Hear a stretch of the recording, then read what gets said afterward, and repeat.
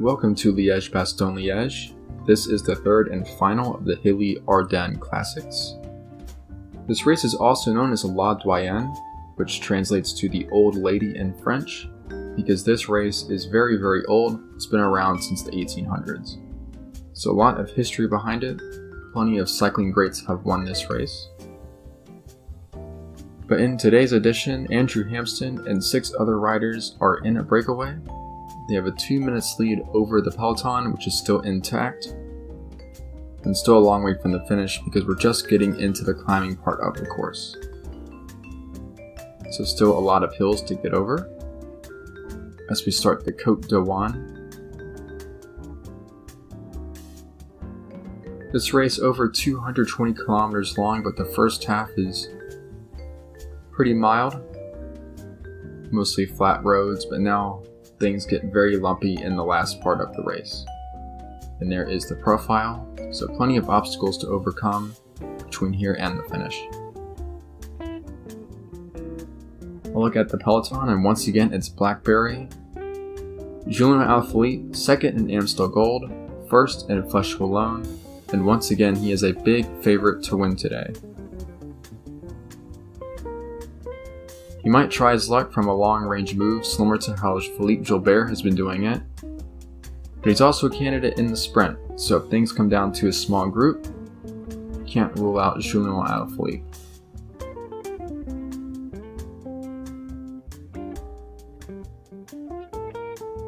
Jan Ullrich once again in the breakaway of another classic. He had a good day out in Flèche Wallonne, ended up finishing in the top 20 after being out in front all day. We'll see if he can replicate that result here. On to the Mur de Stocco, very steep little climb. Famous for the exploits of the great Eddy Merckx, who attacked on this climb seemingly every time he entered this race in the 60s and 70s. Of course, times have changed. This climb is way less decisive than it used to be. But the sprinter Tyler Farrar not enjoying it, and neither was Cipollini, who happened to be in the breakaway, as he has been dropped and picked up by the peloton in the span of just that one little climb. So Cipo's adventure in the hills is over, and Tyler Farrar has also been dropped from the group. So 5 riders still left in the break.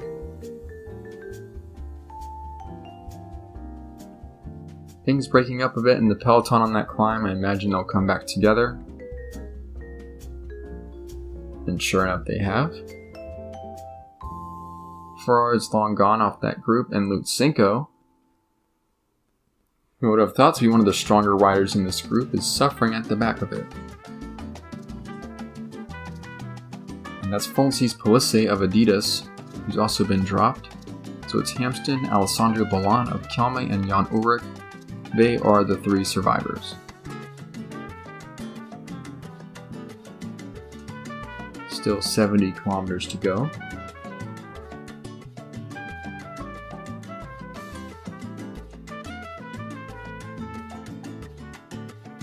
With these 3 hilly races that, of course, each has their unique qualities, but in terms of its favorites for those races, a similar set of riders. So a lot of points to be scored by a specific type of rider, and that can cause a big shift in the leaderboard by the end of races. So teams like Blackberry and Bianchi and Evian stand to gain a lot from having their punchers scoring big in these races. La Victoire has done well in the first 2 of these classics, placing riders in the top 10. Undoubtedly, they must be working for Cyrille Guimard today, because if he is still in the front group at the finish, I don't think anyone's going to beat him in the sprint. But he has to be there, and riders like Philippe Gilbert, Julian Alaphilippe, and Choman Peruena will surely try and get rid of Cyrille Guimard. But still around 50 kilometers from figuring that out on the last of the climbs, because now we're on the Col du Rossier, which is the longest climb in Liège, Bastogne, Liège, but far from the steepest.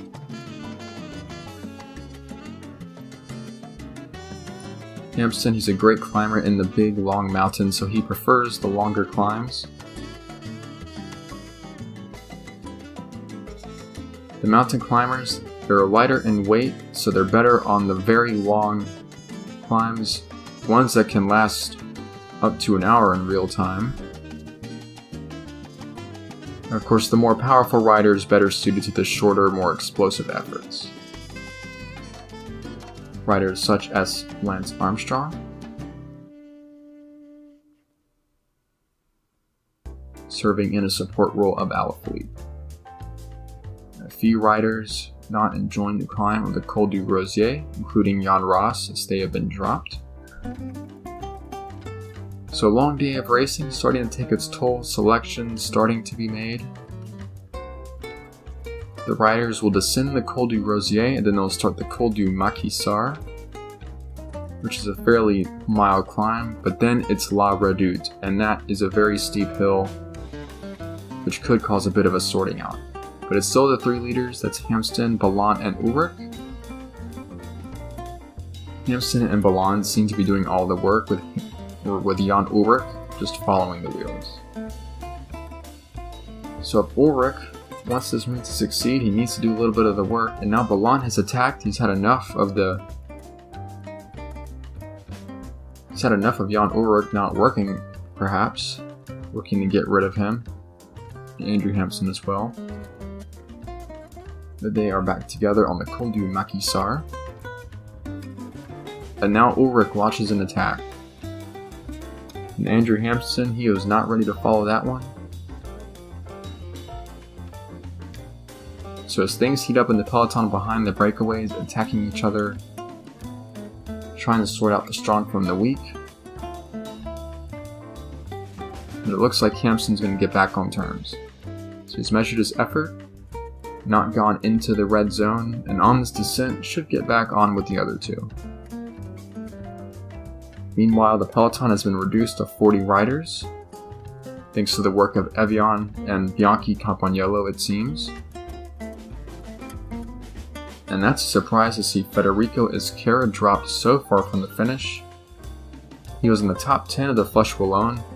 I think he was 5th or 6th in that race, so to be dropped this far from the finish, a bit of a disappointment for La Victoire. But they still have Cyrille Guimard in this group. And Evian have a whole bunch of riders still here as Jean-Pierre Donguillon takes up the pace. So we've gone over the Col du Maquisard, the La Redoute is next. And for the punchers looking to force a big move and blow this race to pieces, that is the place to do it. So approaching the bottom of that, the three breakaways, just hanging off the front now, they'll be caught sooner than later. Dion Guillaume leads the group onto La Redoute.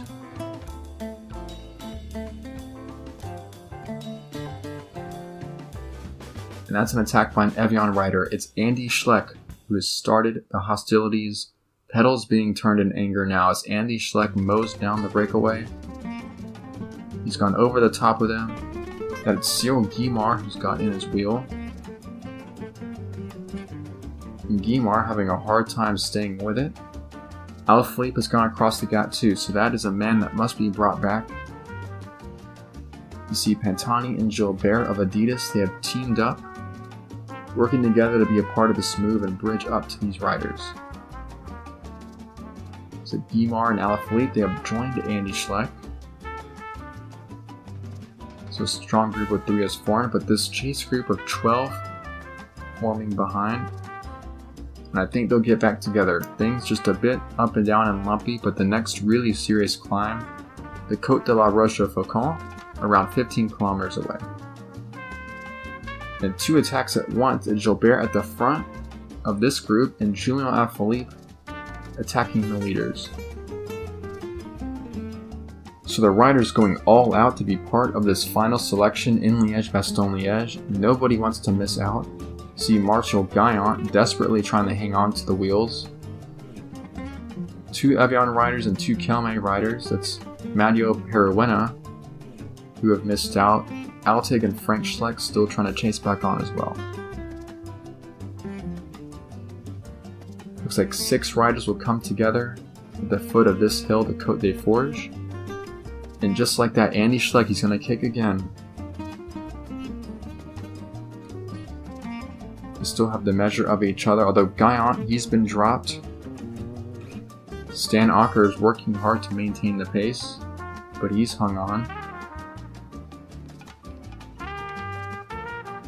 So these look like the 5 strongest in Liège, Bastogne, Liège. 22 Ks to go. We have a short downhill, and then it's the Côte de la Rochefoucauld, and that is the last major hill. Peruena has attacked the group from behind. He is trying to bridge across to the leaders.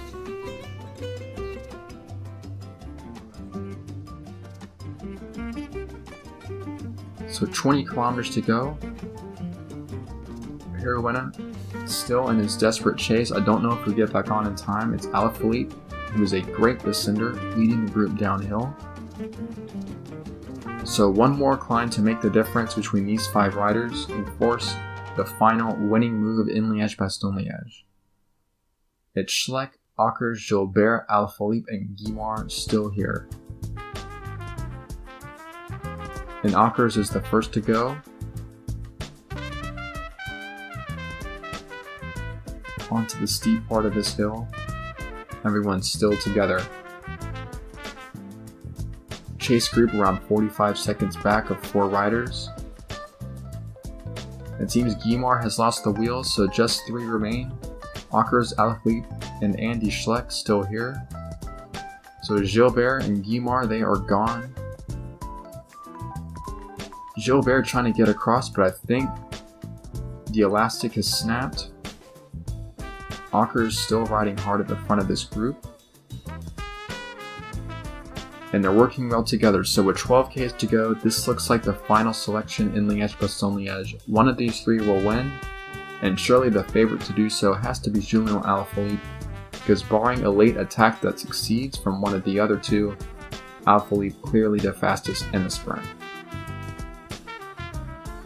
So these 3 have the measure of each other all day. They have been aggressive, they could not get rid of each other, and now it'll be a 3-up sprint for the finish. Under 10 kilometers to go. The gap to Gilbert and Guimard more than 1.5 minutes, so they are out of it. All that's left is the sprint in the city of Liège. You will go downhill, and then there's a short, flat run into the finish. But the last kilometer, pretty straight. Nothing to impede the fastest man from winning. Ockers is put on the front, and I don't think anyone else is going to come around him. They're going to let him lead out the sprint. So Ockers, he is in the worst position. Alaphilippe, he is in the hot seat right in the back. So he's got the wheels to follow. He's in the perfect location. This could be another one for Julian Alaphilippe, but we'll have to see. Turning left into the last kilometer. Ockers has to wind it up. But look at that burst from Julian Alaphilippe. Nobody's going to beat him, and it's back-to-back wins in the classics for Julian Alaphilippe and Blackberry. First, and second in the Ardennes races. That is a productive stretch for Alaphilippe and Blackberry as well. Total domination by that team. Ockers gets second again today. Andy Schleck, a great result, 3rd place. Gilbert is 4th. Cyrille Guimard 5th. And Martial Guimard, Choman Peruena, and Bjarne Riis finishing together 6th, 7th, and 8th place. And the rest of the stragglers, it's Marc Matteo and Rudy Altig rounding out the top 10. So that ferocious attacking starting on La Redoute, eventually leaving us with 3 riders at the front, Alaphilippe, Ockers, and Schleck. It's Julian Alaphilippe who takes the sprint in convincing fashion. So Alaphilippe surely must be the highest scoring rider now, and by a long way too, and that's his 6th win of the season. So Alaphilippe more than justifying his #1 overall pick status. The manager of that team must be delighted with the results his star is getting. Here's the replay of the final sprint. Around that left turn, Ockers had to lead it out, and you're never going to beat Julian Alaphilippe when he is in that hot seat. So he has done it again. Nobody was going to stop him today.